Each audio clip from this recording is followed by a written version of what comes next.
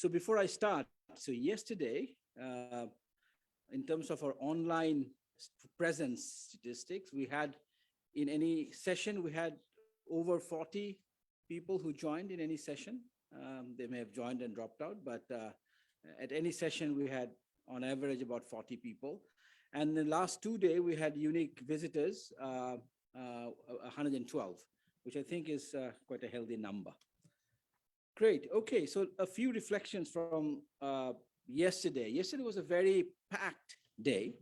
We had, if you remember, we started off with outcomes, and one of the main outcomes we wanted to look at is gender empowerment, gender impact. So that was what we started off with, and then we moved to primarily looking at some services, but in between we also looked at a very innovative opportunity here in terms of digitalization opportunity in research, and we looked at natural language processing. And then we moved to different services, health, social protection. And today we continue that theme, and we will be focusing on education. We have a very substantive 2 sessions on education and digital opportunities and challenges in education, looking at some practical experiences, innovations, but also trying to create a framework within which we can understand the digitalization in education. So I think that would be a very, very interesting and important 2 sessions. And then before we conclude today, we have a very important session on algorithmic governance. And we have started talking about that yesterday. But today we're going to really have a session on algorithmic governance as well, which I think is a meta topic, which I think is really, really important as an enabler in the way we think about and take opportunities and avoid vulnerabilities as we progress in this whole space. Now, in terms of day 2 reflections, so first reflection is we need much deeper and nuanced understanding of gender and digitalization. And I think we've begun to look at that, unpack that, but this is really, really important. I think this is one of the most critical areas that we really need to focus our attention towards. And today we will have a session where we will introduce a research project and a fund that BIGD is managing. This is a Bill and Melinda Gates Foundation funded fund to support rigorous causal research to look at the mechanisms of women's economic empowerment and digital financial services. So we will talk about that, but this is a critically important area that requires, very strong focus, and it really needs to be a very important cross-cutting area of focus in everything we look at in terms of the equity agenda in digitalization. The second reflection is we are really way behind in terms of the basic research and the formative and foundational work that would be needed in enabling services such as natural language processing, because this is really an enabler to really make sure that a lot of the digital innovations, digitalization opportunities and innovations actually are inclusive, and also to add new services that are inclusive, especially public services and other types of even market-based services. The formative work and the foundational work that is needed in terms of development of natural language processing in Bangla becomes extremely important, and we really are way behind.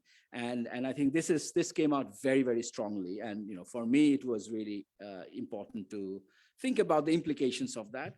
But what was also very important is the way forward here in terms of making progress will not necessarily come from the private sector, will not come from the market.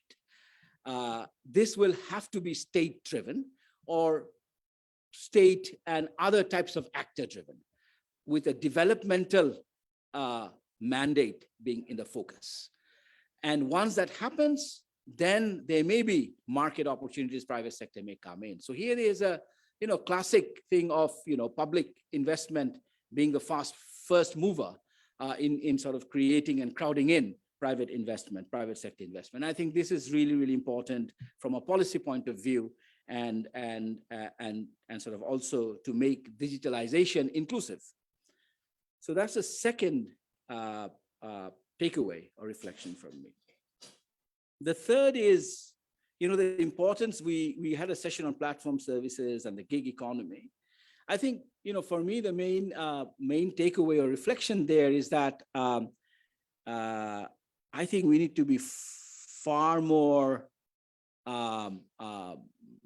innovative, and we need to be brave in the way we look at these things and fresh. I think we're using old, tired frameworks with which we are trying to look at a brave new world, especially the brave new world of gig economy and platform services. And I think understanding this brave new world will require new frameworks. And I think this is really an intellectual challenge for researchers in terms of how to really understand this brave new world, develop new frameworks, new ways of approaching some old and very important challenges, such as workers' welfare, enhancing decent work. But the way we approach this in this new brave world will have to be very, very different. And I think that that intellectual challenge will have to be embraced. And I think that is really, really important. So that was really my takeaway on that. But I think there are huge opportunities. There's obviously vulnerabilities, but the way we even approach those vulnerabilities will have to be different. The way we think about formations would have to be very, very different. And finally, there are huge opportunities. My last point or reflection is really around error correction. And it's becoming very clear as we look at different types of services that there is a trend in the way digitalization is happening for processes and decision-making to become far more centralized, error correction becoming far more difficult, the burden of error correction falling much more on the shoulder of citizens who are least able to actually navigate this new space of digitalization, which is far more centralized and centralized process driven.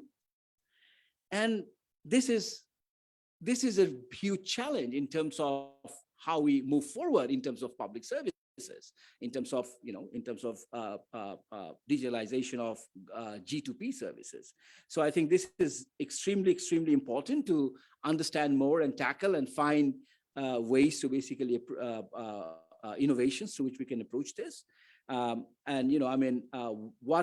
What this particular challenge is leading to is also the accountability mechanisms are also very, very unclear. The accountability mechanisms that would have existed for other types of traditional services where one can use social accountability or rude accountability becomes extremely difficult in this new, much more centralized, all unified space. So accountability is an area that we really need to take very seriously, and hopefully we will be reflecting on some of this throughout today, but in particularly algorithmic governance session today. Thank you all very much and enjoy.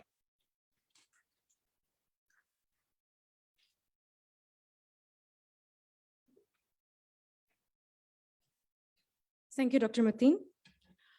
We will start the day with session number 10. We have designed it in 2 segments. The first segment will explore digital and online education, primarily from Bangladesh. It will shed light on the analytical framework and innovation. The session will be chaired by Mr. M. Musharraf Hossain Bhuiya, former Cabinet Secretary, Government of Bangladesh, and Senior Advisor, BIGD Brak University. The session will have presentations from Dr. M. Rokunuzzaman, Professor, Department of Electrical and Computer Engineering, North-South University.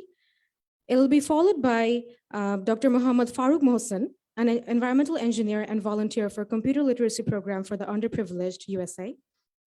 The last presentation will be by Mr. B.M. Fazli Rabbi, He's a senior program manager, Agami Foundation.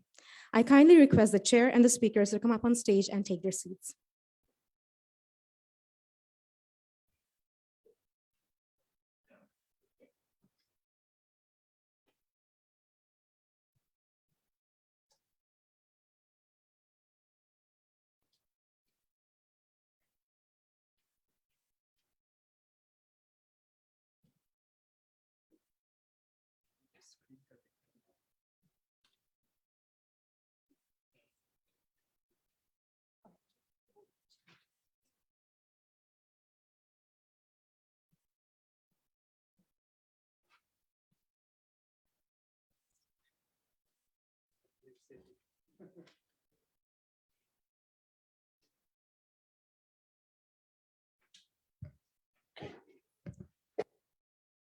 Good morning.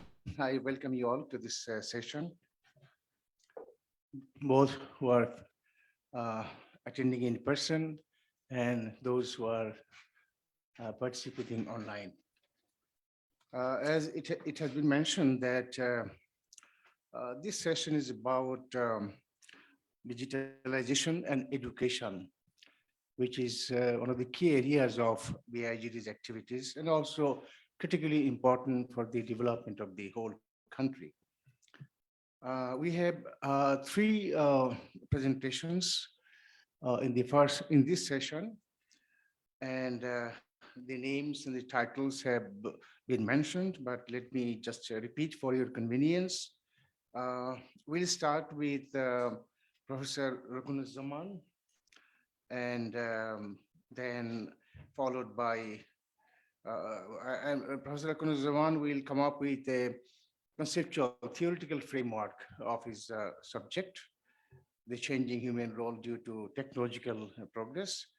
It will be followed by uh, Mr. Farooq Mohammed Mohsin, who will be joining online, and he will be speaking about the computer literacy program experience.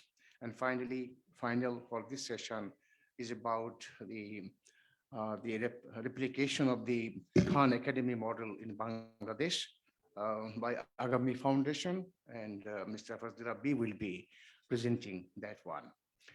So having said this, let me just share with you just one observation. I'm basically from the government. And in the government, I have seen some skepticism about the usefulness of theories, conceptual framework. But personally, I find it very useful for understanding the issues and where does the theories come from. As I understand, theories are the generalization or simplification of the complex and diverse realities of life. So theories are not detached from the real life. It's useful for understanding, useful for making prediction. So Professor Zaman will make a presentation on analytical framework to comprehend changing human role due to technology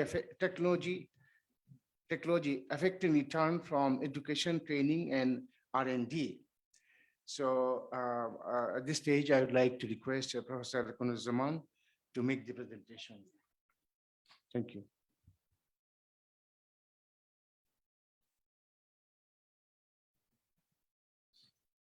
Assalamu alaikum and very good morning. Let me appreciate the chair for making the introductory remarks. And in this morning, particularly in a rainy day, you are here. So certainly you deserve strong appreciation for your presence. Now let me try that.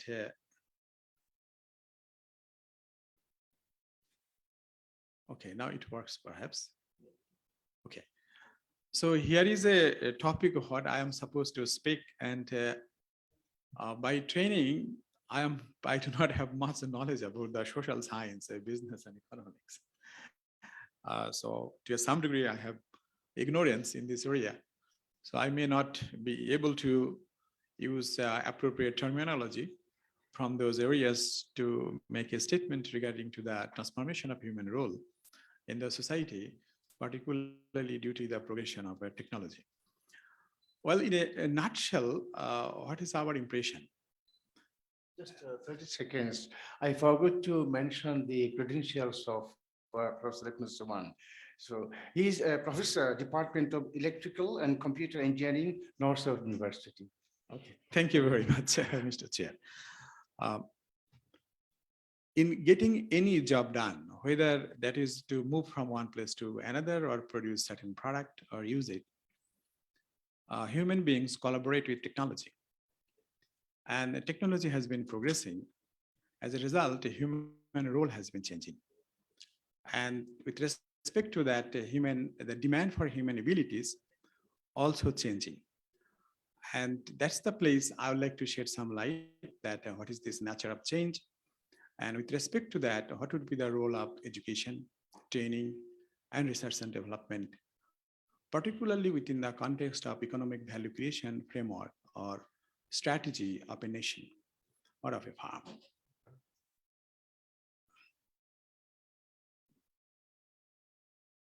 I think that is good enough. I can now say it. Thank you very much. Okay. So here is an outline to give you the impression that what are the topics I attempt to touch upon. And certainly among all those things, job polarization effect due to technology would draw some insights which would help us to understand the role of education, training, and research, and how can you leverage it through better synchronization. There are some statistics we all know about it. So first thing I'd like to draw upon that 4 million rural boys and girls, they have been working in our RMG sector. Now the question is that, did they qualify for this job because of education and training? Perhaps we should think about it. Similarly, there are some predictions made by many institutions, including World Economic Forum, that there would be likely massive job loss or massive changes of human roles in productive activities. Does it mean that we need to keep getting into massive training programs for reskilling that huge workforce? And there are predictions in both the two extremes, massive job loss prediction, and there are some predictions that technology is going to create also a large number of jobs. And debate seems to be non-conclusive.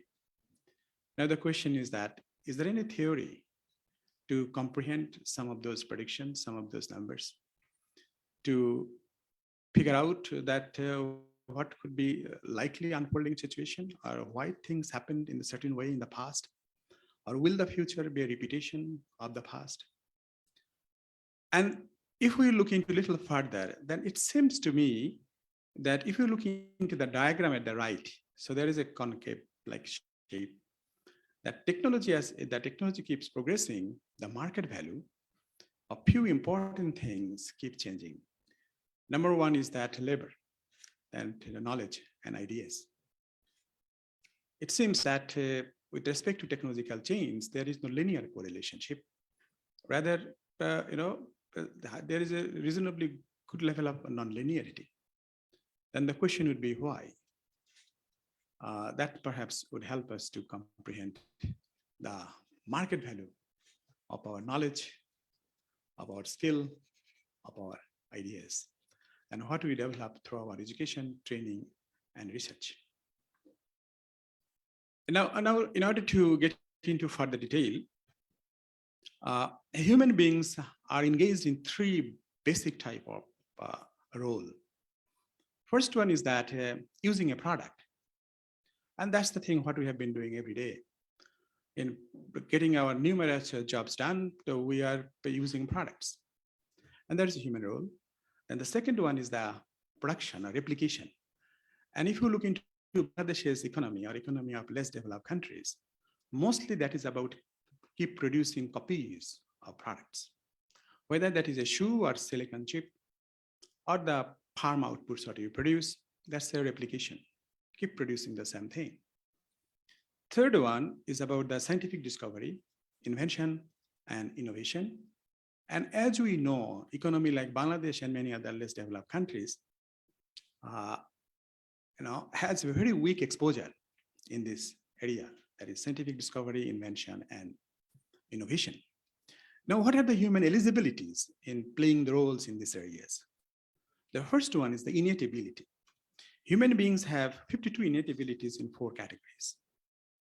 Second one is that knowledge and skill, what we earn by going to education institution, going to training school, and also getting into research and development.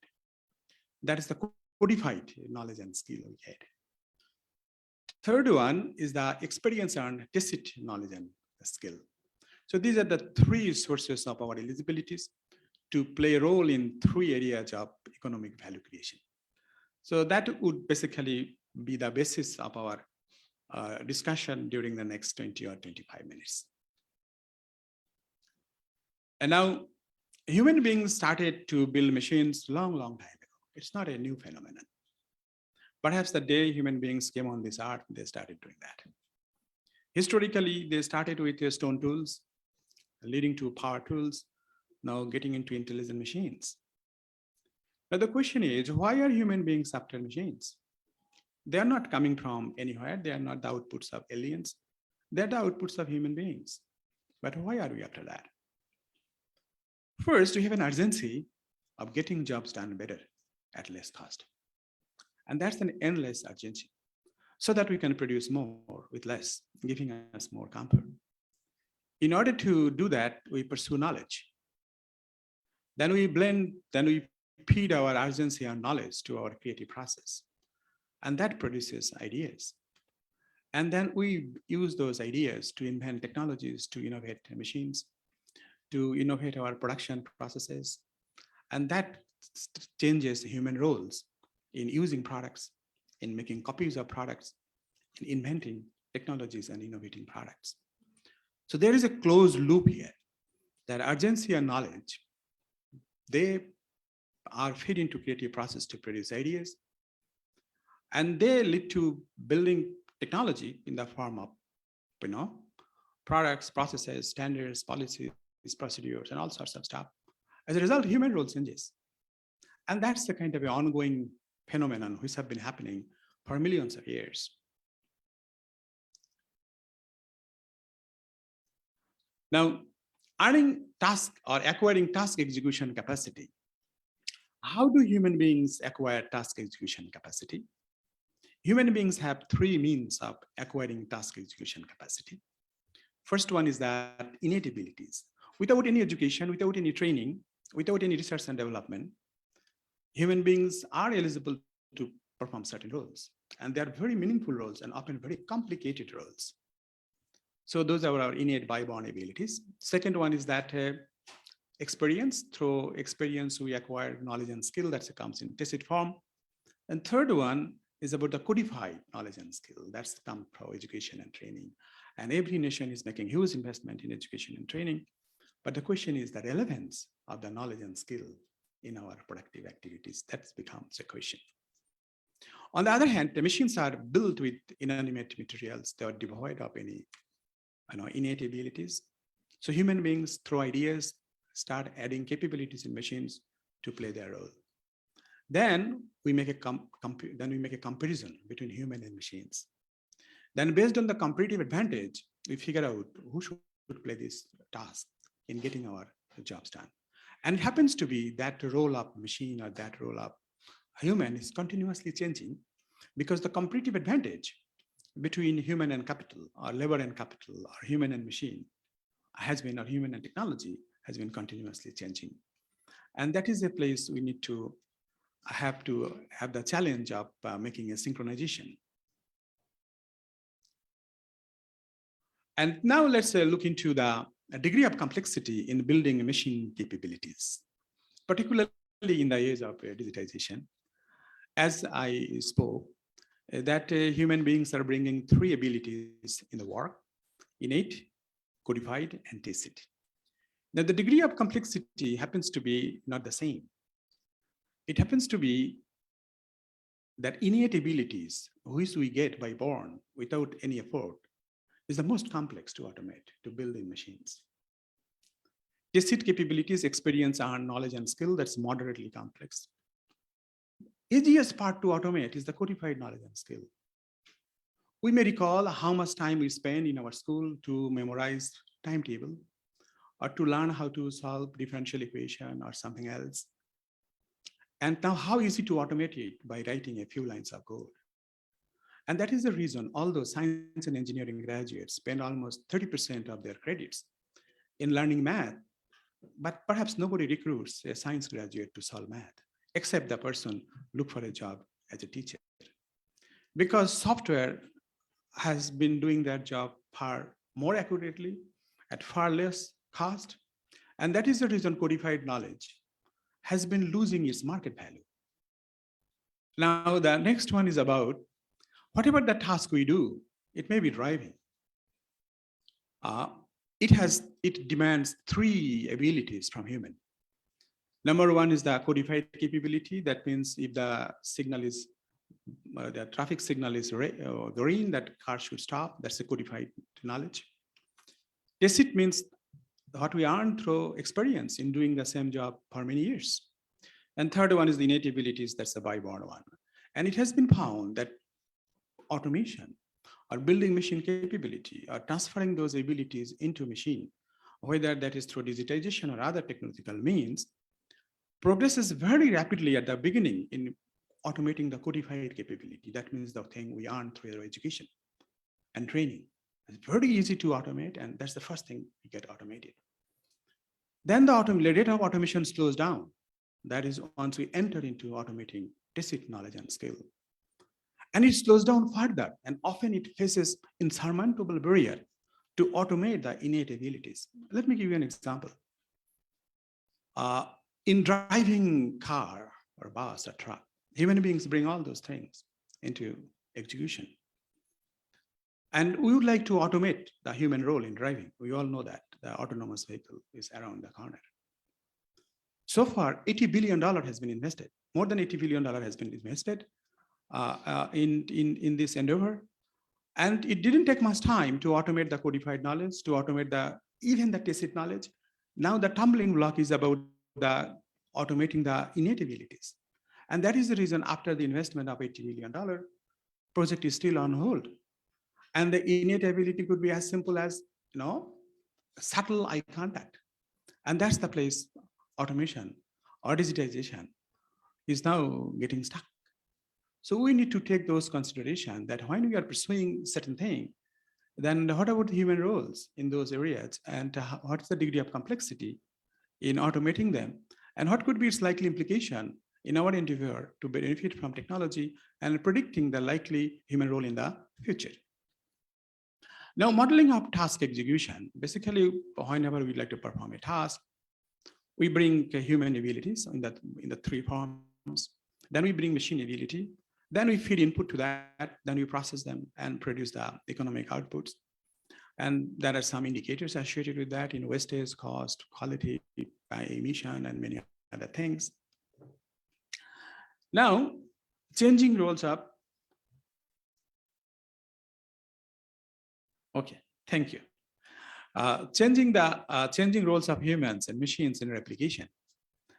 If we look into replication job, then human demand for human knowledge and a codified capability is falling.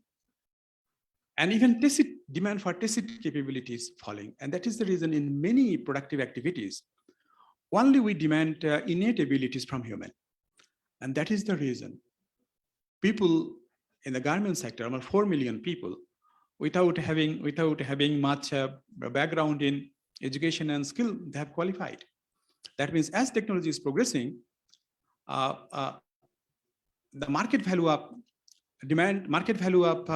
knowledge, codified knowledge and skill, what we deliver through education and training is falling, particularly in production.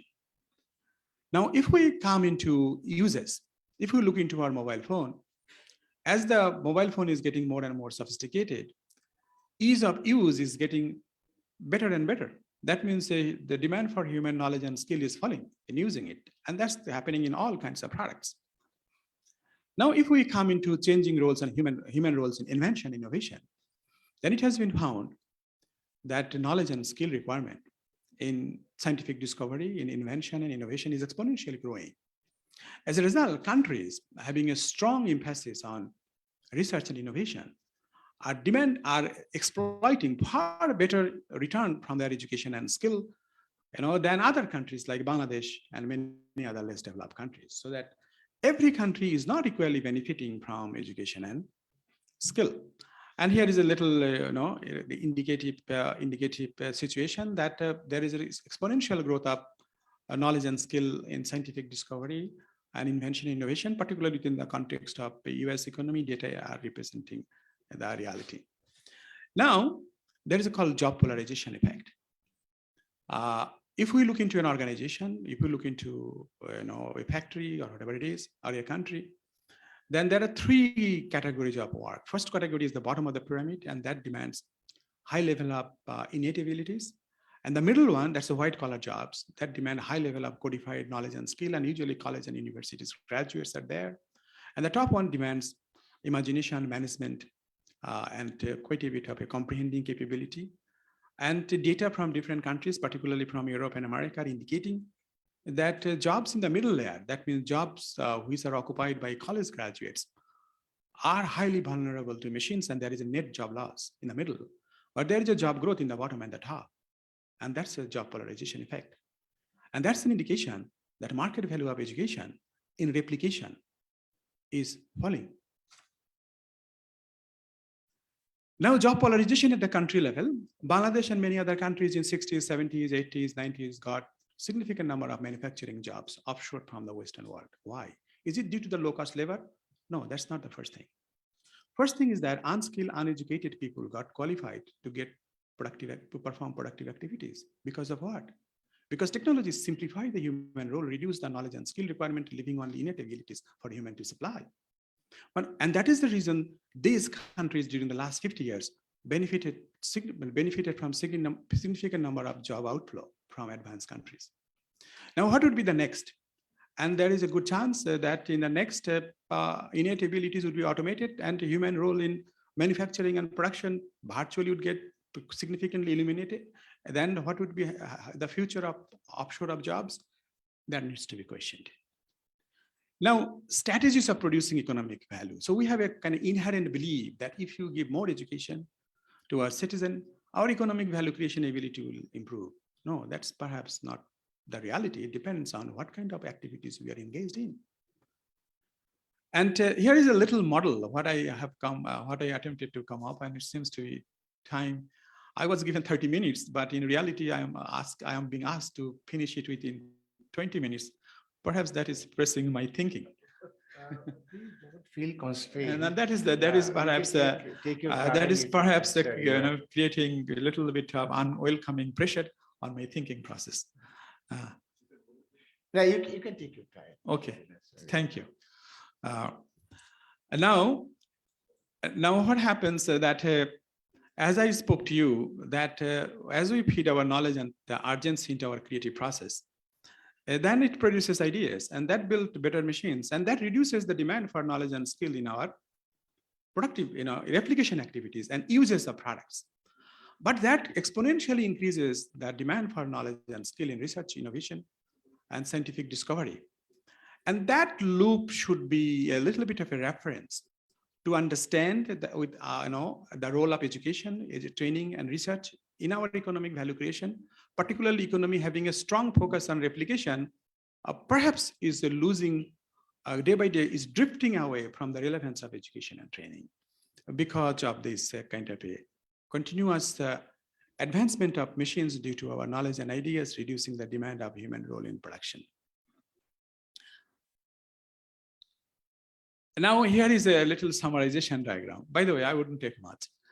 So here are three graphs. The first one is the red one, the green one, and the blue one.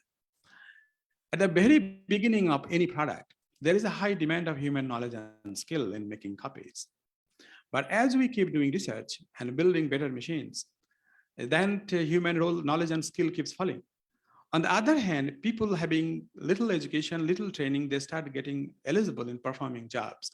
As a result, the demand for low-skilled people increases.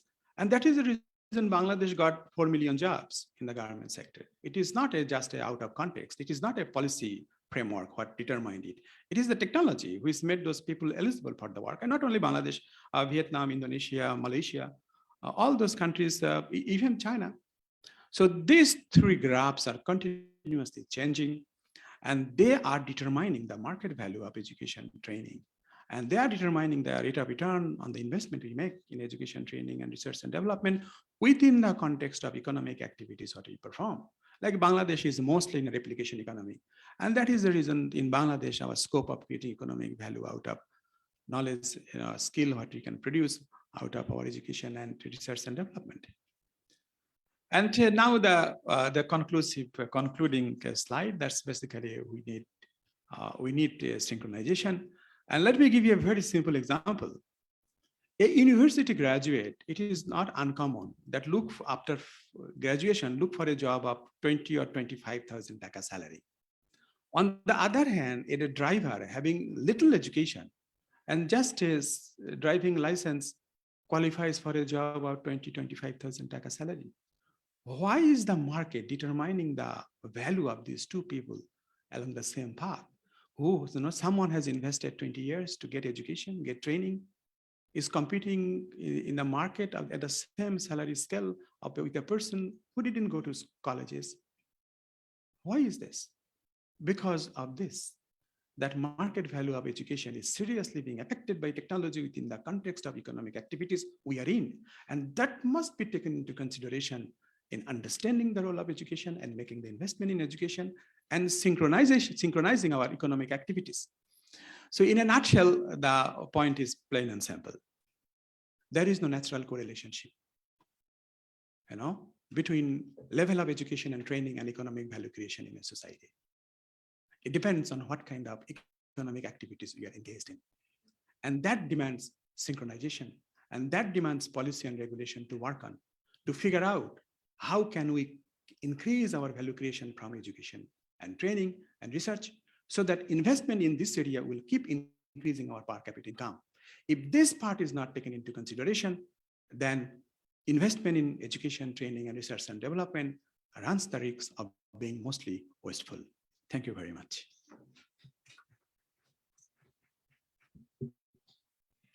Thank you, Dr. Kunuzzaman, for the insightful presentation. We all know that human role is changing, and we need to understand the nature of this change to maximize our investments in not only education, but also human resource development as a whole. And as Professor Kunuzzaman has highlighted, an analytical framework is extremely useful to do the job. And I believe there's a question answer segment of the session, and you will have some questions for further insights and also further clarification. But I also feel that your presentation will help us to better understand what is coming, the following presentations. Thank you. Our next presentation is about promoting digital education in rural Bangladesh, computer literacy program experience. And we have Mr. Farooq Mohammad Mohsin and Mr. Shopon Gayan to make the presentation and later to respond to inquiries. This presentation will be based on empirical studies, unlike the presentation that Professor Kunuzzaman has made. And there will be drawing lessons from practical experiences. The full title of the work is Computer Literacy Program for the Underprivileged, CLP, Underprivileged. And now I invite Mr. Farooq Mohammad Mohsin to organize the presentation. Mr. Mohsin, he's joining us online. And you have let me remind you, you have probably how much of time? 15 minutes, right? Thank you. Thank you very much.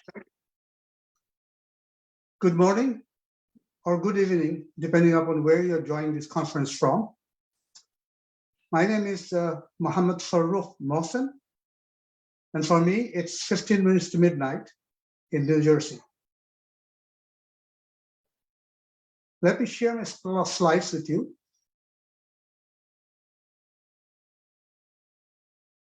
I hope you can see it. Can you? Can everybody see it?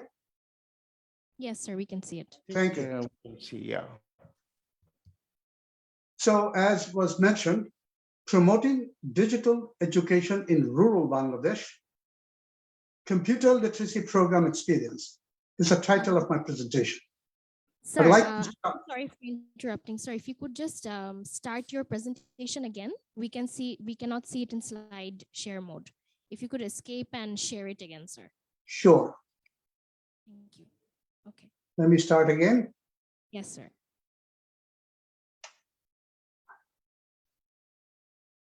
How about now?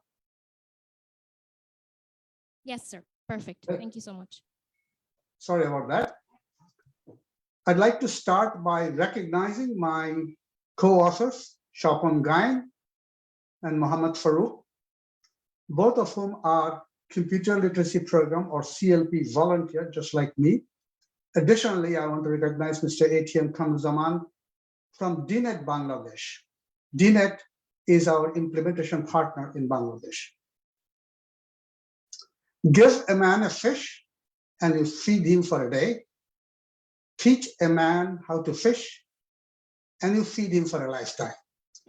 And we have been very attentive to that age-old adage. So what is computer literacy program?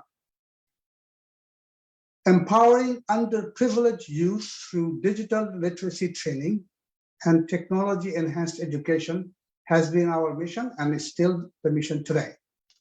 So how do we achieve that mission?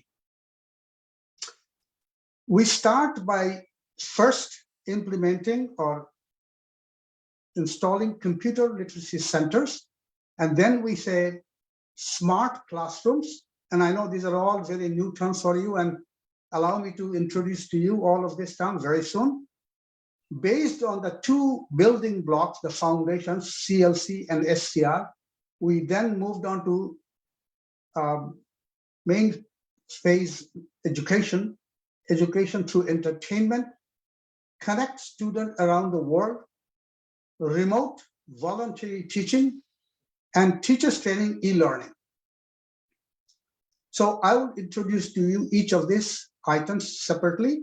First, we started our journey back in 2004 by introducing or installing some computer literacy centers. And I'll let you know in a minute what this center means. And then in 2009, we introduced smart classrooms. In 2016, education through entertainment. In 2017, connect students around the world. Very recently, remote voluntary teaching, and very, very recently, teacher training e-learning methods. So let me introduce you first, what is a computer literacy center? As the name suggests, it's just a lab with at least 4 computers, 1 printer, internet, trained teachers, and its operation, each student goes through a 40-hour hands-on teaching training in Microsoft Word, Excel, Paint, email, and a little bit of hardware. We have developed an instructional manual for students and teachers, Esho Computer Shiki. The graduates receive certificates. Each CLC the finance is borne primarily by a sponsor who wants to establish a computer literacy center in his or her school or village. The other 1/3 is borne by donors, and the host institution pays in kind, some cost in kind. The sustainability is ensured through a 50% cost shared monitoring and maintenance plan. Here's an example. আমার computer শেখার শখ অনেক আগে থেকে ছিল, কিন্তু আমার বাসায় কোনো কম্পিউটার ছিল না। কিছুদিন আগে আমাদের স্কুলে একটি কম্পিউটার ল্যাব তৈরি করা হয়। এখন আমি প্রতিদিন কম্পিউটার ল্যাবে গিয়ে কম্পিউটার শিখি। আমার কম্পিউটার শিখতে অনেক ভালো লাগে। অনেকের এখানে দেখা যাচ্ছে যে আমাদের স্কুলে অনেক বাচ্চারই বাসায় কম্পিউটার নেই, অনেকে হয়তো কম্পিউটার দেখেও নি কখনো। তারা খুবই উচ্ছ্বসিত কম্পিউটার শিখতে পেরে। আমি আশা করি এই যে উদ্যোগটি CLP-USA নিয়েছে তা আমাদের শিক্ষার্থীদের উজ্জ্বল ভবিষ্যৎ নির্মাণে খুবই সহায়ক ভূমিকা পালন করবে। So thus far, we have established 290 CLCs in 55 districts in Bangladesh. We've also established 188 smart classrooms, and I will introduce to you what smart classroom is in a minute. So what is the result? Since 2005, we have graduated more than 134,000 students, and 50% boys and 50% girls. At the same time, we trained 627 teachers, of which 24% are female. Now, our key observations from these CLCs is it is essential to have a very strong supervision and monitoring to keep the CLCs alive and vibrant. And we do most of this now, these days, remotely, which we used to do by going to the center itself. So it has become much better now. As we just pointed out, the data, CLP graduation that uphold increased gender parity in Bangladesh. We spend roughly $10 or 900 taka to produce a digital literate. Digital literacy graduation assisted many to dream higher, pursue entrepreneurship, or enter job market. Although these were not our stated goals, we just wanted to give a hands-on computer training. However, this did happen, as we see some examples. Here's the first one. আমার নাম নাসিম। আমি 2005 সালে কুষ্টিয়ার আমলা সদরপুর বহুমুখী উচ্চ বিদ্যালয় থেকে CLP প্রোগ্রামে অংশগ্রহণ করি এবং 2005 সালে আমাদের কাছে কম্পিউটার খুবই স্বপ্নের মতন একটা বিষয় ছিল। কোনো মতে আর কি ছুঁয়ে দেখতে পারাটা অনেক আনন্দের বিষয় ছিল। আমি সহ আমার অন্যান্য বন্ধুরাও সেখানে অংশগ্রহণ করেছিল। ICT রিলেটেড কাজ করার পেছনে যে আগ্রহ তৈরি করার ব্যাপারটা, সেটা কিন্তু CLP তৈরি করতে সাহায্য করেছে। বর্তমানে আমি জাপানে সবচেয়ে বড় টেলিকমিউনিকেশন যেটা এনটিটি কমিউনিকেশন, সেখানে নেটওয়ার্ক ইঞ্জিনিয়ার হিসেবে কাজ করছি। সেই 2005 সালের CLP প্রোগ্রাম থেকে শুরু করে পরবর্তীতে কম্পিউটার নিয়ে পড়াশোনা করা এবং কম্পিউটার রিলেটেড কাজের উপরে ক্যারিয়ার তৈরি করার জন্য যে স্বপ্ন দেখা, সেই স্বপ্ন দেখতে আমাকে CLP খুবই সাহায্য করেছে, আমাকে ইন্সপায়ার করেছে। এর জন্য আমি CLP এর প্রতি আসলে আজীবন কৃতজ্ঞ। ধন্যবাদ সবাই। And here is an entrepreneur. আমি মোহাম্মদ সাকাওয়াত হোসেন, বগুড়া আর্ট কলেজে ডিপ্লোমা পড়ছি। আমি এলাকায় স্বল্প পরিসরে একটি কম্পিউটার প্রশিক্ষণ কেন্দ্র পরিচালনা করছি। স্থানীয় ছাত্রছাত্রী চাকরি প্রার্থীদের ছেলে মেয়েদেরকে স্বল্প খরচে কম্পিউটার শেখাচ্ছি। এ পর্যন্ত আমি প্রায় 1 শতাধিক মানুষকে কম্পিউটার প্রশিক্ষণ দিয়েছি। And here is Marina getting a job. আমি মেরিনা রশিদ, ATI লিমিটেডে কাস্টমার সাপোর্ট এন্ড সার্ভিসে এক্সিকিউটিভ হিসেবে 1 বছর যাবত কাজ করছি। তথ্য প্রযুক্তি নির্ভর কোন প্রতিষ্ঠানে কাজ করব, এটা আমি স্বপ্নেও ভাবিনি। So I have already introduced a computer literacy center. Let me say a few words about smart classroom. As the name suggests, it's a classroom where the teacher has access to a computer along with some knowledge-based series that we have produced.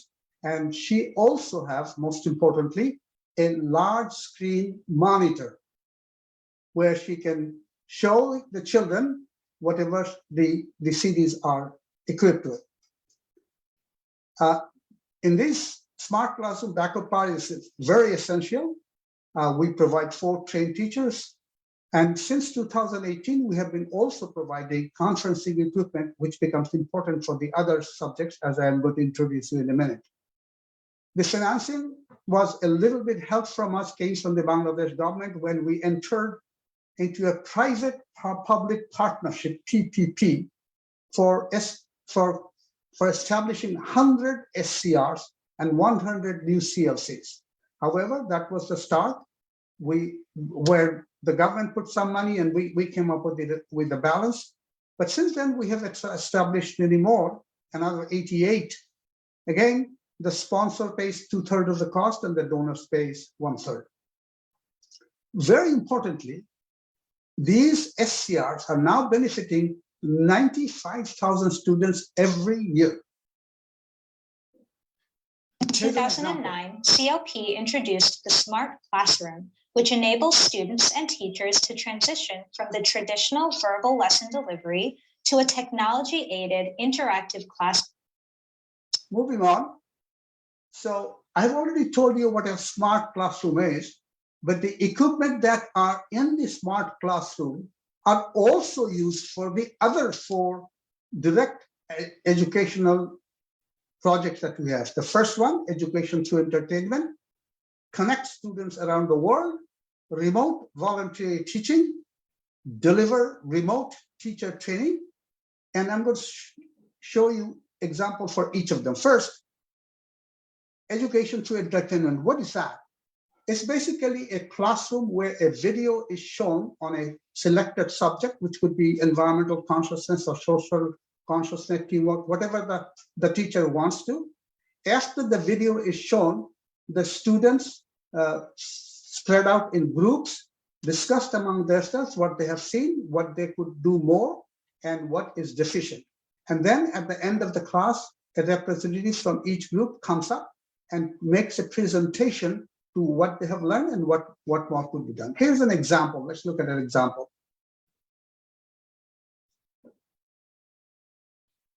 Sir, I just want to remind you that you have less than 5 minutes left. Okay, I will rush through. আজকে আমরা সবাই মিলে একটি video দেখে আলোচনা করলাম আমরা কিভাবে একজন অন্যজনকে সাহায্য করতে পারি আমরা ক্লাসরুমে বিদ্যালয়ে পরিবারে এমনকি community I will cut short. Now let me move to the second one, connect students around the world. And you're looking at 2 groups of students, one in Chitoli, Bagarhat, the other one is in Baskin Ridge, New Jersey, USA. And this project brings students from 2 different cultures together. The students through video conference select a topic on which they will work. And then they produce or exchange videos and themes through internet. And at the end, conclude the project with a remote video conference. Here's an example. A recent CLP project called Connect Students Around the World, or CSAW, brings together students from schools in different countries through joint projects and live video discussions. This project aims to foster cultural communication, friendship, and most importantly, a mutual understanding between youth from different corners of the world. Let me rush. Let me finish that.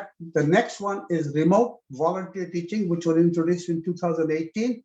And this picture shows a class as there's a large monitor through which a teacher conducts the class remotely. That's somebody expert on the subject, but there is a local teacher also who comes in as needed.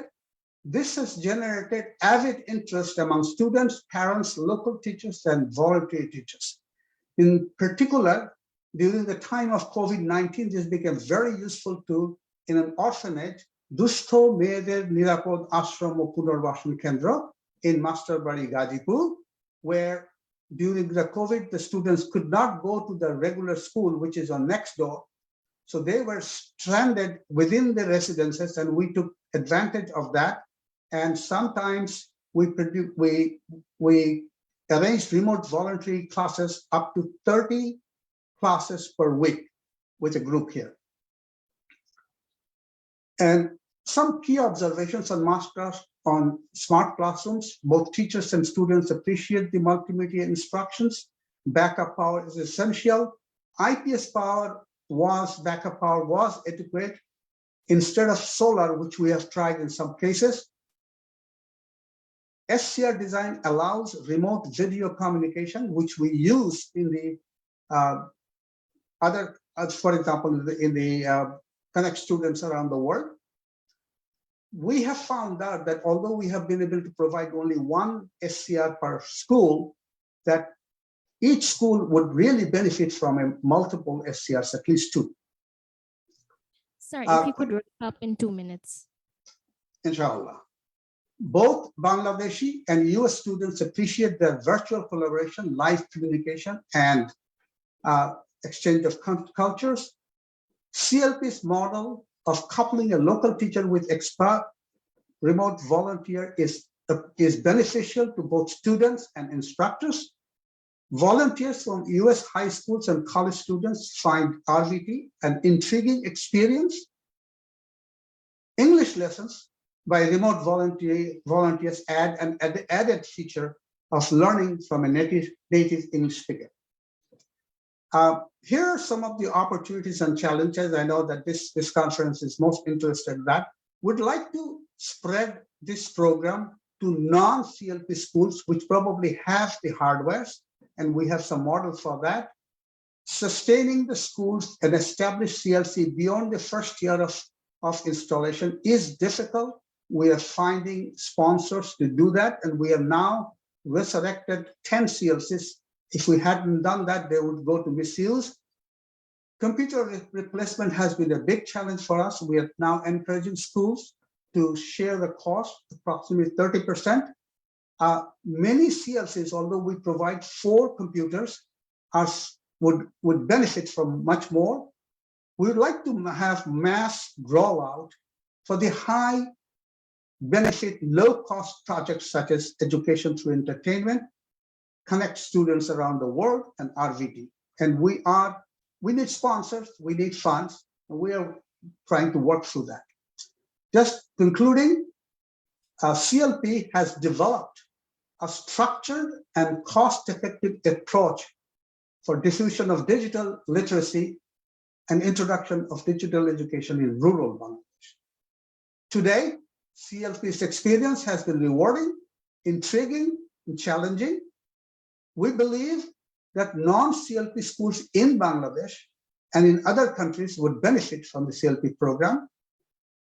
Bangladeshi expatriates in the US have been a major support source.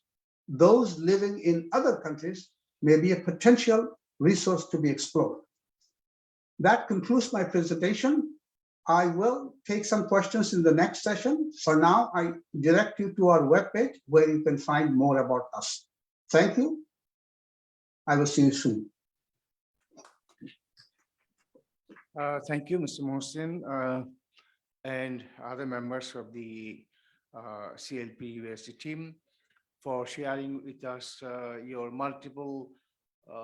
your experiences regarding multiple interventions to enhance inclusion of the underprivileged in rural Bangladesh with regard to digital education. I believe there will be some questions later, and I look forward to your responses at the time. Now, I would like to request Mr. B.M. Fazle Rabbi, Senior Program Manager, Agami Foundation, and he will share with us their lessons from localizing the Khan Academy model, and it will be a case study of Agami Foundation. So you have also 15 minutes. Mr. Rabbi. Thank you, honorable guest, honorable chair, and thank you, everyone. Good morning. Sir, can you pass me the slide? Yes, he'll do that. Okay. Thank you.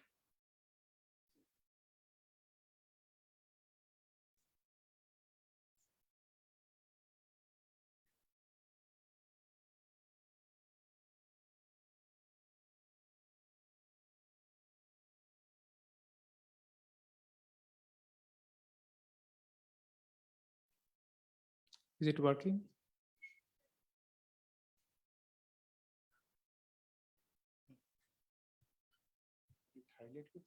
No, that's fine. Good morning, everyone. Myself, BM Fazler Rabbi. Today, I'm presenting a case study titled Lessons Learned from Localizing Khan Academy Bangla. So this is not a traditional case study. This is an instrumental case study, and our main, the primary source of our data are semi-structured interview and FGDs. We did a lot of classroom observations and data taken from our reports and some annual reports also. So the study offers a comprehensive understanding of the digital content creation and their implementation in the schools of Bangladesh. It also reflects on the concerns related to adopting any kind of IT infrastructure in a regular classroom setting. There is a research gap. We found there is a research gap on how to moderate the teaching learning practices in classrooms in Bangladesh, especially using digital platforms. We hope this case study provides evidence on the context of Bangladesh and sheds lights on the scope of integrating modern practices in the teaching learning process. Let me start with some background. It all started with Agami in 2010 when Agami and Khan Academy agreed for an MOU, and Agami translated 1,000+ math videos into Bangla.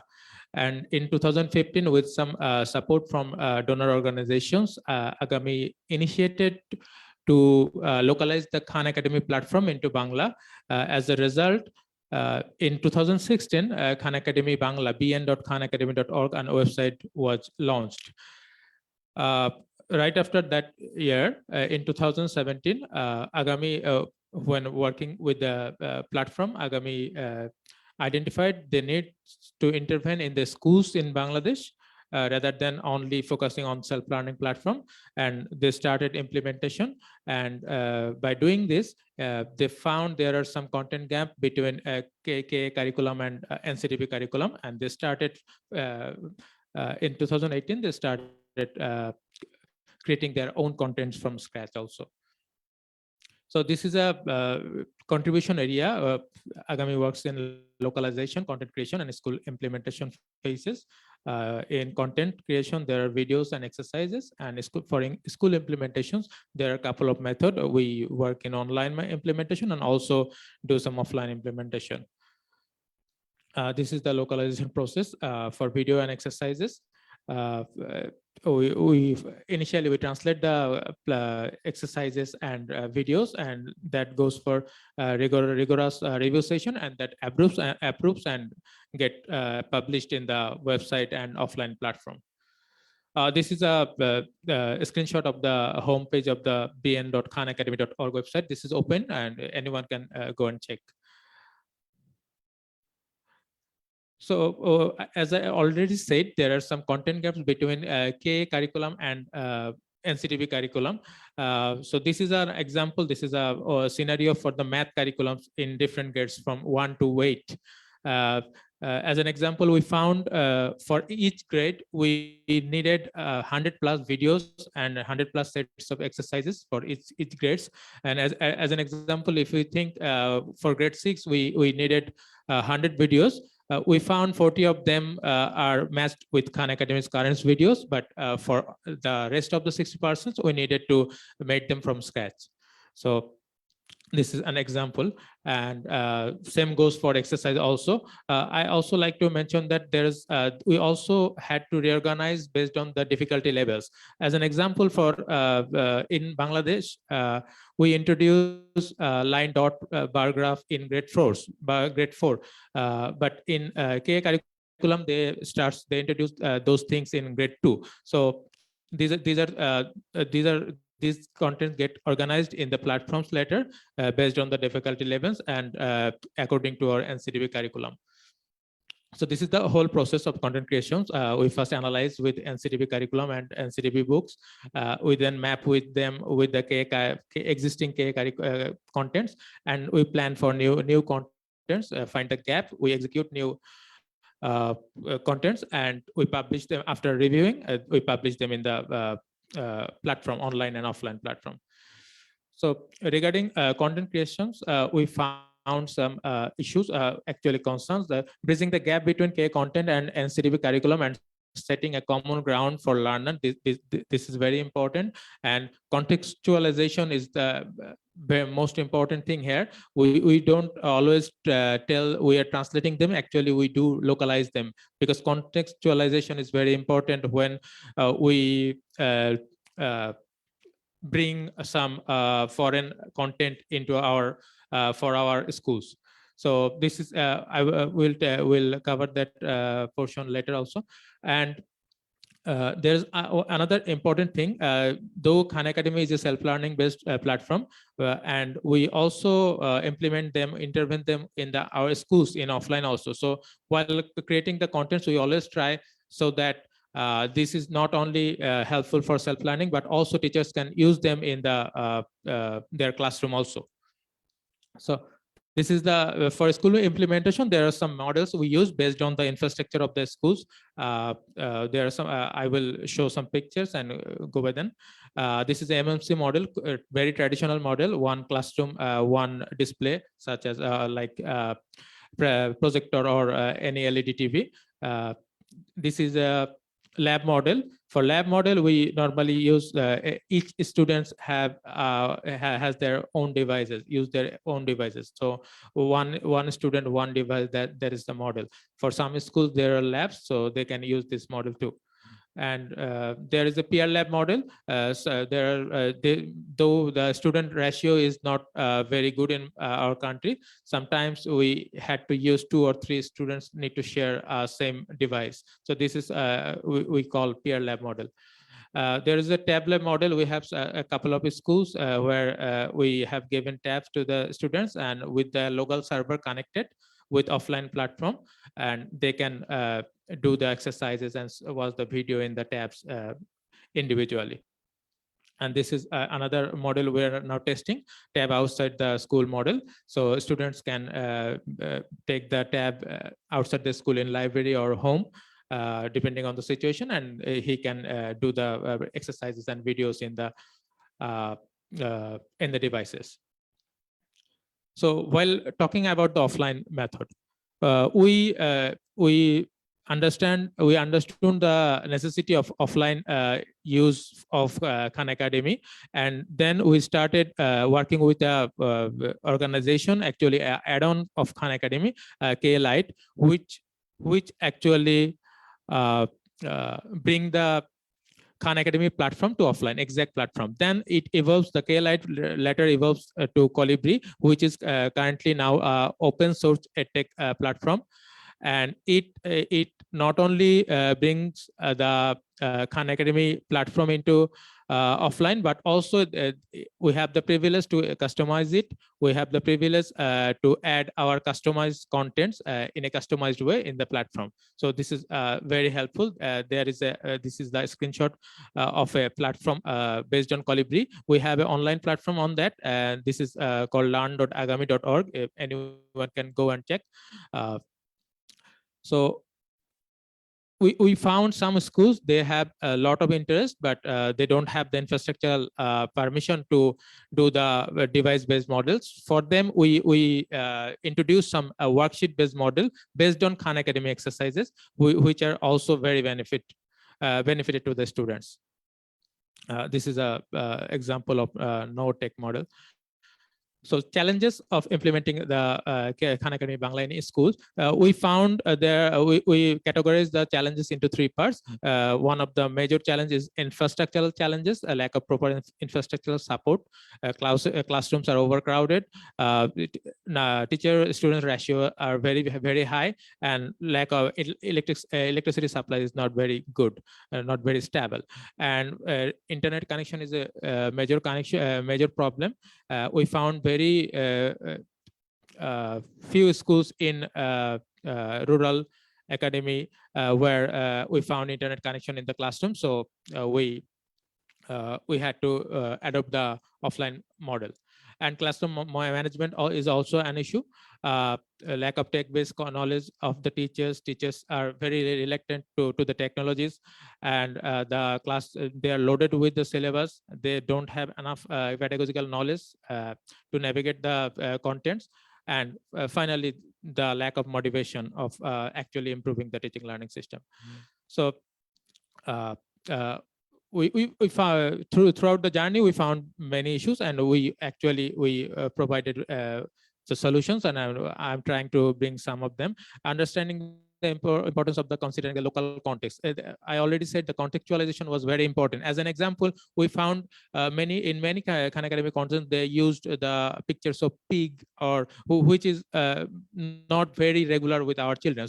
So while localizing them, we replace the pictures or videos with goat or cow, so that our students can understand better, and they feel this is they feel comfortable, more comfortable. We work with two curriculum. One is K-12 Common Core curriculum, and one is NCTP curriculum. So while mapping with both of them, this is the alignment is important, so that the ground stays the same. And identifying the gaps of the content, this is very important. We had a rigorous system to go through with the contents and find out the actual gaps of the content. Understanding the lack of tech related knowledge of the teachers. So for that, we did a lot of capacity development of the teachers. So we found to introduce the contents, the platform in schools, we firstly we need some to develop the internet the digital literacy of the teachers, and for that we gave them the capacity development trainings.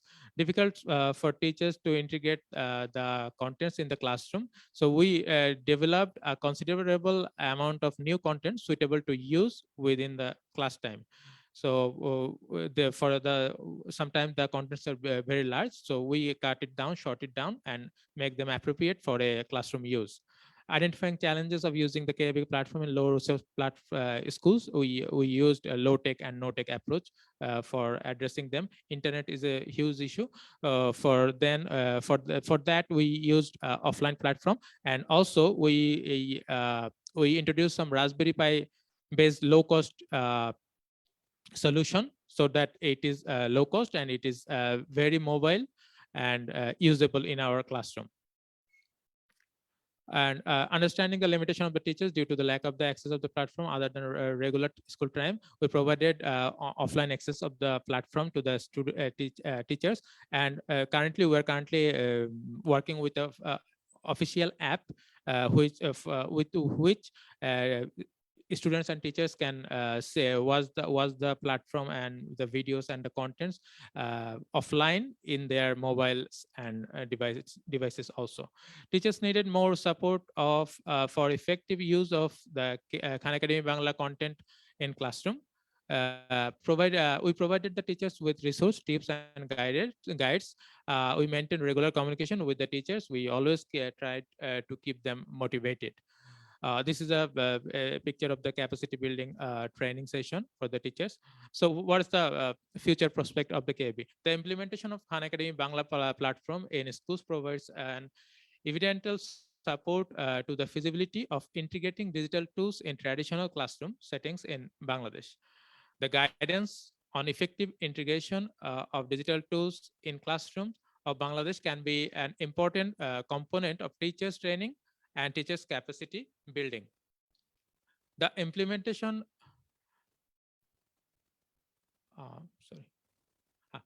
dissemination of offline server can be a potential replacement as a tools and cost-effective method. It will also solve the challenges regarding internet availability. Considering the infrastructural challenges, no tech model can be adopted to distribute quality teaching and learning tools.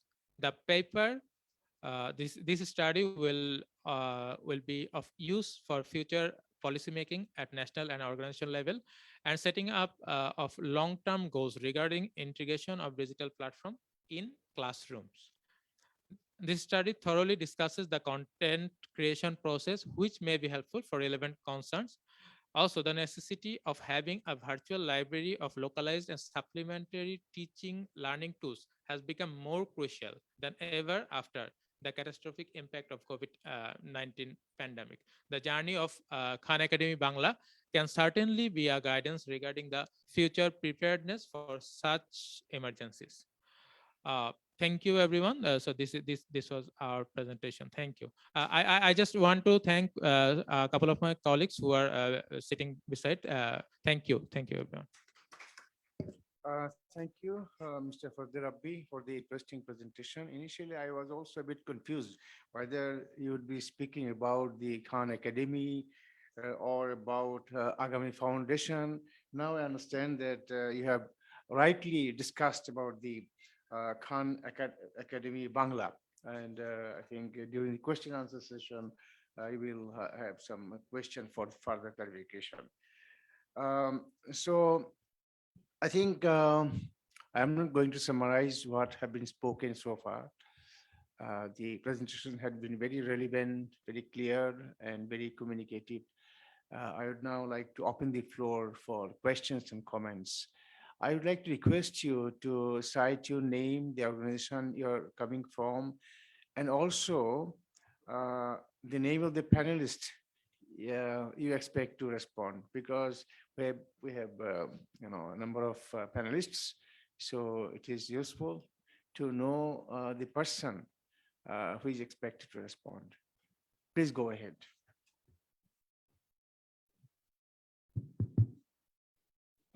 The chair, can you hear me? Yeah, sure. Okay. I thought, see, there are three presentations. The key presentation was meant to be from Professor Rokunuzaman, which was the framework. And I'm sorry if injustice was done. I mean, this is from the organizer's side, because the 30 minutes was allocated. But I'll be asking few questions, because this isn't a platform for advocacy. That should be clear. I mean, we wanted to get some lessons from the two other presentations regarding what the lessons are at a general level. So two short questions, both to CLP and Khan Academy people, meaning the Agami Foundation. Essentially, what are the lessons in terms of, one is a kind of whatever is there in the Khan Academy and the texts that have been developed, just translating those into Bangla or contextualizing those things into Bangla. Is that creative thing, or is it going to help us with the local education? That's the kind of question I had, and I had been communicating that to Rabbi for quite some time, that it's not what you are doing, what the infrastructures are. I mean, those are the kind of program level questions. And for CLP, I'll not ask anymore, because quite a few slides have been shown, which is not regularly in the norm, not in this kind of sessions. But my central question is to Professor Rokunuzaman. Now that you have seen what the practitioners are doing, at least in two levels, CLP and the KAB, and based on your framework, and if you are reflecting what you would like to, once you try to translate those things into practicality, what kind of education should be promoted in primary level or in the secondary level? What would be your reaction seeing both KAB and CLP? That's my central question.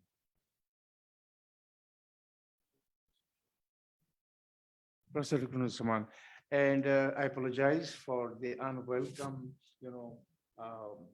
restraint on allocated time. But if you think that you have missed some of the key points, of course, you can now make it, and in the process of responding to questions or as additional comments. So please go ahead. Thank you very much. And I think the question which has been asked me to answer is quite a difficult one. The reason is that we have a common belief that there is a natural correlation between knowledge, skill, and economic value creation. Because at the end of the day, our job is to uplift economic well-being of people through education and skill. So what other two presenters have done, thank you very much for their great work. I appreciate them. But at the same time, we should look into how can we relate them with the economic value creation activities of Bangladesh and likely situation what we are going to face during next 10, 20 or 30 years. So perhaps as opposed to just replicating what other countries are doing, particularly advanced countries, we should look into our situation and how we create economic value and how do we relate it to our education and skills. So in that case, what if I am asked to particularly being very specific, at present, our economy is mostly replication economy. We keep repeating things, learning from others. And that's the way our economic situation has reached to a certain level, but perhaps wouldn't grow much. Our next challenge is to turn our knowledge and skill in economic value, particularly through innovation, whether it's the micro grassroots level, and it will start from grassroots level, micro level innovation to a very macro level. And I would expect that people who have been doing great work in education, they should look into, if it's a grassroots level education, then we should look into the grassroots level wealth creation scope out of education. Then how can we address that? And how can we include it into our educational activities? Let me say a very simple thing, that if we look at grassroots level literacy of computer, but what is its use in their economic activities? What are they going to pursue? But that perhaps needs to be looked upon. Is it our job just to make Bangladesh customers of foreign products? Or Bangladesh would like to create value in those products so that our economic well-being goes up. So education should take that one into consideration. That would be my observation. And whatever the economic activities they have been doing, we need to analyze them. Then we need to look into the role of knowledge, skill, and ideas. Then how we can foster them through our educational activities. Perhaps we should look into it as opposed to just making people familiar with certain knowledge and certain technologies. We need to figure out how to transfer it into economic value. And that's the place perhaps education should be upgraded, and accordingly, our economic sphere should also be improved so that we need to have a better synchronization between them. And perhaps I would like to stop here. And if there is a supplementary question, then I may attempt to answer. Thank you, Mr. Rabbi. Thank you very much. I just want to add, when we started working with Khan Academy, we started with a we took it as just a foreign product, and then we started localization. We got through a few challenges. We learned a lot. And here comes some results, like we started with no-tech model, we started with low-tech model, we started with offline models. So that can supplement the economic situation in Bangladesh. We're still learning, we're trying, but at some point we need to start. We have started, I think we have started, we're trying. And these models is not have come from scratches, because in many third world countries, Khan Academy and similar like models are working in Africa, in rural area, in India. So we're trying to learn from their works. We are very, very highly connected with some forum and some other platforms. So we are trying, we are learning. This is also a good opportunity to learn things about economy and the infrastructure and other things. So hopefully in next couple of years, we're now focusing on localizing in the grassroots level. We have experienced a few challenges in the rural areas, such as we needed IPS support. We introduced now Raspberry Pi based solution where we don't need enough or more power capacity for that. Even a power bank full charge 2000 milliampere power bank can support a class for the 40 minutes or 50 minutes. So we are still learning, but our main focus is so how we can help mainly the grassroots. And of course, otherwise we will actually focus on the online self-learners who can easily learn from our website bay.khanacademy.org, and it will be much more easier for us. But as we know our context, I think without intervening the school level, the grassroots level, we cannot scale up the situation and make a overall general solution. So we're still working. Thank you. Thank you, Mr. Rabi. Yes, contextualization and localization are critically important, and also we learn from doing. Thank you. And Professor Gunuzzaman has an additional point to make. I'm just curious about this Khan Academy and computer literacy thing. That in Africa, a long time ago, a program was initiated with the help of one student, one laptop in partnership with MIT's idea, in MIT's program. And it has been found that learning productivity goes down with the introduction of more technology. Similarly, recently, the number of studies have come out that technology association, though apparently gives the impression that people are accessing more knowledge and more information, but the retention level comes down. Third thing, innate abilities are becoming increasingly important in the job market, particularly at the grassroots level. Technology-based education oftentimes does not address in sharpening the innate abilities, where field-based education perhaps addresses that part better. So how can we sharpen innate abilities?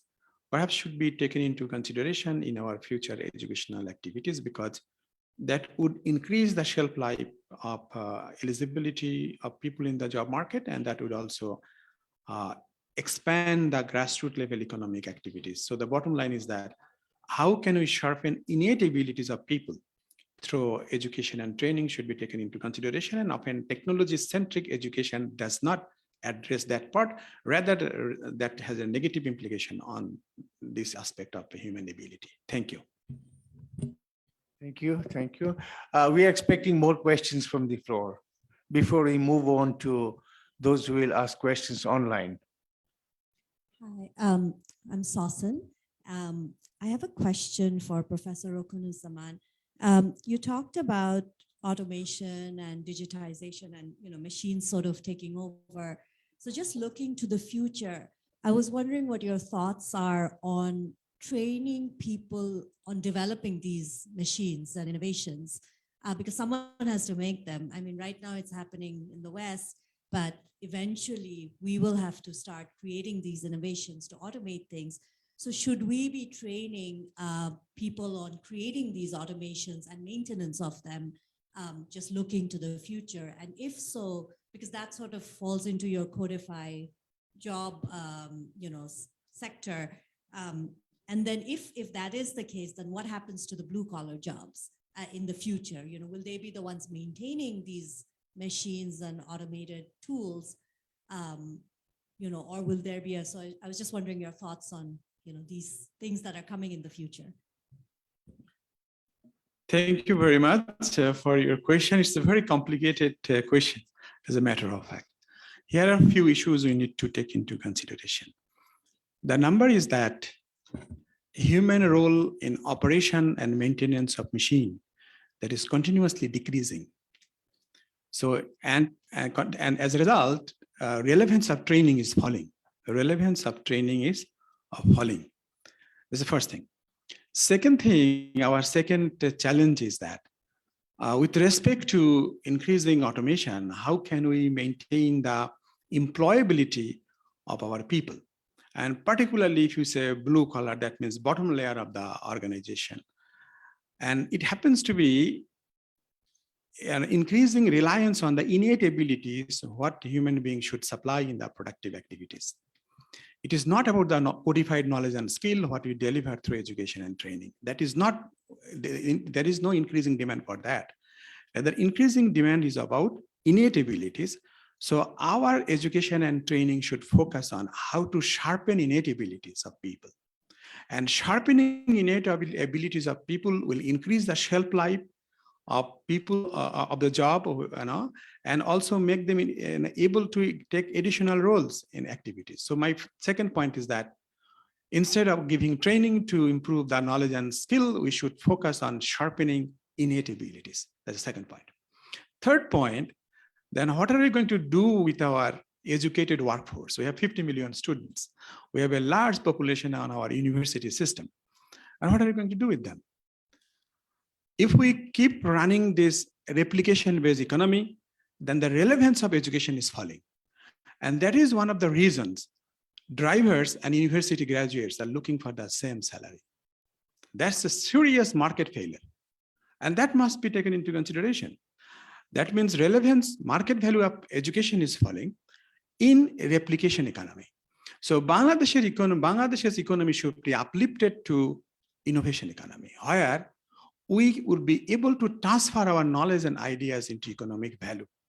And that is the place there is a serious need for uplifting the strategy and policy of this nation. If we do not do it, and if we keep producing more and more educated graduates and keep talking about the quality, it is not going to solve our problem, because quality is becoming irrelevant. Quality of education is becoming irrelevant in replication economy, because there is a decreasing demand for knowledge and skill in those things. And the fourth one about the maintenance thing, as I told, that the role of maintenance is falling, and the role of a human in operation is falling, and that is the reason training is losing its relevance. Education is losing its relevance.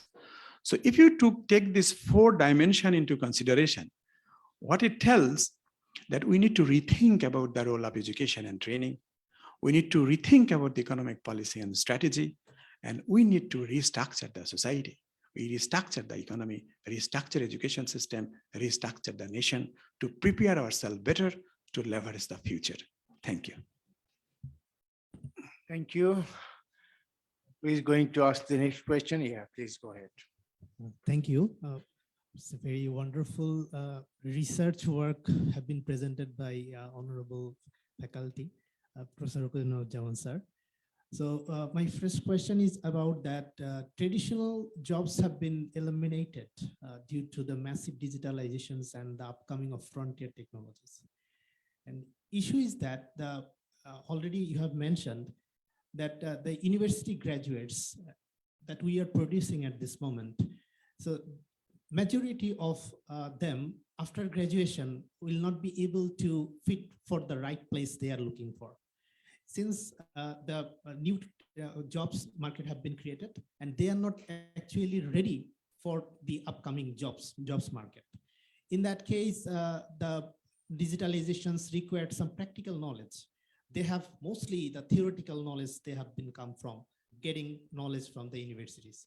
So what we can do, because the existing curriculums don't have that emerging technologies knowledge into their curriculums. So after graduation, they face the difficulties and they could not get the right place for their job markets. So in that case, can we find some of the jobs that is upcoming and make them ready for the upcoming job markets?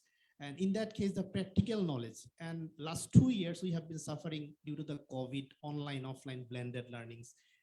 We have been facing challenges for the lab works as well, the practical knowledge that is actually required for getting a job in the next couple of years. So how we can make them ready? That is my first question.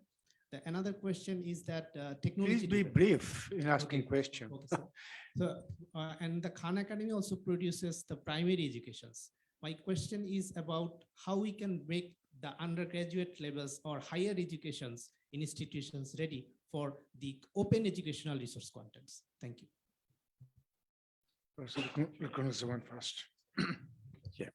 Now, regarding to that practical education, practical part of the education, you see, Bangladesh's strategy of technology is very plain and simple. Import technology, integrate here, and operate it. For that reason, we do not need university education. For that reason, we do not need university education. We need vocational education, vocational training. So we should figure out the role of education first. Education is helping us to acquire knowledge and building the capability of advancing the knowledge.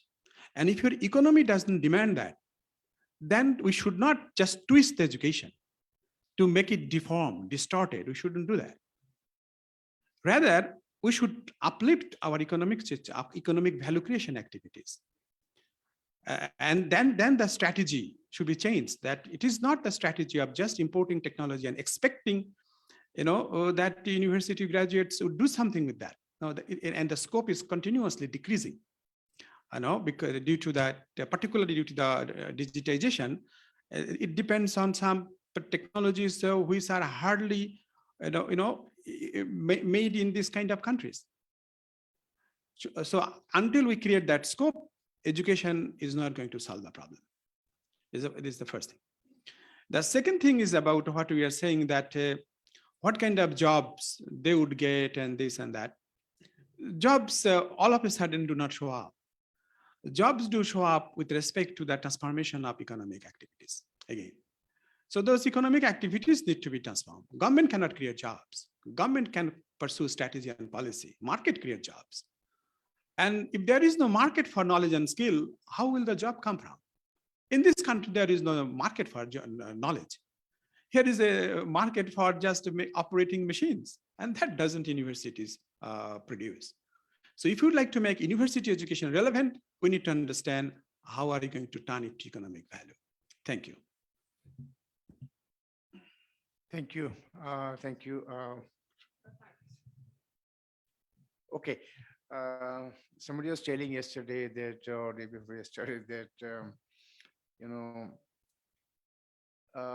our country until now, universities behave like secondary schools, not like tertiary institutions. Anyway, there's a question for Mr. Rabbi. Can you respond quickly? Then thank you.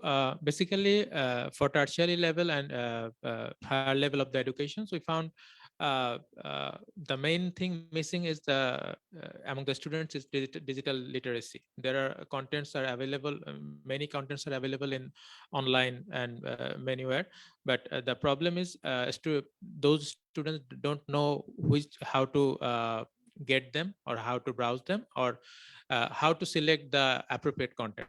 So I think from my experience, I think this is the main challenge.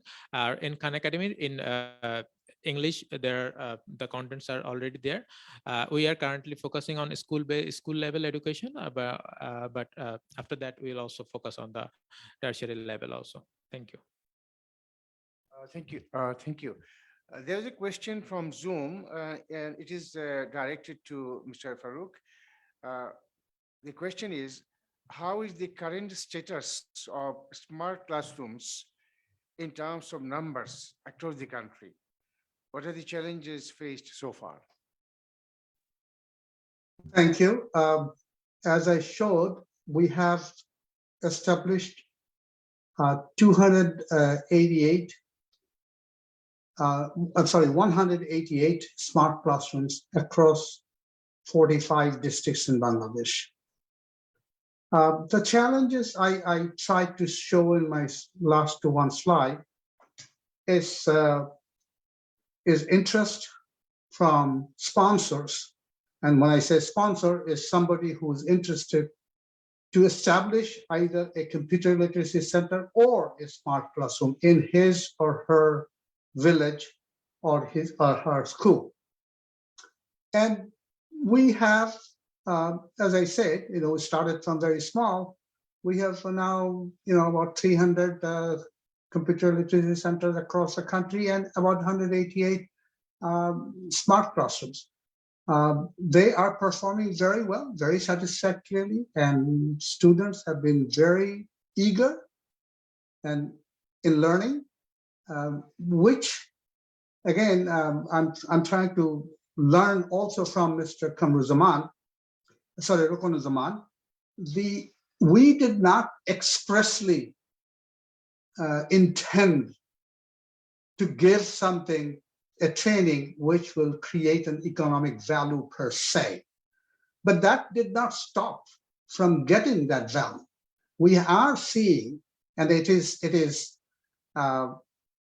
do not have a whole-scale measurement program per se, but our observation indicates that value is being created. And there are some studies, and I encourage the audience to study the full paper that we read, which includes some of the roundabout way of measuring the successes of the centers, including SCRs. You will get some idea. So we are thus far happy with what we have found, the value that these schools, these SCRs have created. I hope that answers your question. Thank you. Is there any other question from the Zoom? Yes, No? Okay. So any other question Yes, from the sir. floor? Yes, sir. Oh, Sir. please. Sir. Okay. Uh, I think this can be the last question, or yeah. Okay, thank you. Professor Emrukunizaman, sir. We can sensitize that in education, in every place, the digitalization or IT is taking place. Everything, everywhere it will grasp. In education, what is the going trend? That means once upon a time, will it be such that how was the physical universities were like to get the ideas about how was the Dhaka University it was. Okay, because many disciplines may also be replaced. But in the case of some disciplines, that will require the physical classrooms and physical class. Even the YouTubes will also take place in education. So in summary, what is the specific trend in education is going to take place? That's the question, sir. Very good question. The knowledge and skill, what we can deliver through technology, is highly amenable to automation. And that will lose the market value. So knowledge and skill, what we can deliver through the education, will keep losing the market value. That means it is gradually becoming irrelevant of having that knowledge and skill, because that will come into the machine and machine will do the job. Then the question is, what would be the human role in the work? That we should understand. Then we should figure out what would be the role of education, then what would be the role of physical presence or the conventional education. That would be. There would be two areas where human role perhaps would be indispensable. Number one, humans' innate abilities. And that is the kind of, if you say, bottom of the pyramid work. So in order to sharpen innate abilities, technology is not a solution. Technology-based education is not a solution to sharpen innate abilities. We need to get into the physical world, involve with people, getting into physical activities. And that is the place, the role of physical presence in education would perhaps remain indispensable. That's the first thing. Second thing, if we come into the idea economy, where we produce economic value through ideas by harnessing our knowledge and skill, that does not begin with science. That does not begin with the codified knowledge. That begins with empathy. That begins with passion for perfection. And empathy and passion for perfection could not be developed through technology-based education. That requires serious human touch. That requires serious involvement with the society. And that cannot be addressed with technology. As a matter of fact, technology-based education will highly likely be irrelevant because the knowledge and skill they are going to deliver will be built into the machine. So we should look into the future, particularly these two areas, in role of innate abilities, and second one, empathy and passion for perfection, and human engagement to build them perhaps is indispensable. That's my observation on that. Thank you. Thank you. I saw somewhere an observation like this, that the greatest tragedy of our time is that technology moves faster than the society gains wisdom. So eventually it's the man behind the gun. So technology has to be used by people with wisdom. Anyway, we have to close the session now. I thank the panelists for the insightful and informative presentations. I also thank the participants both on-site and online for your interest and your participation, for your attention. Thank you. Thank you.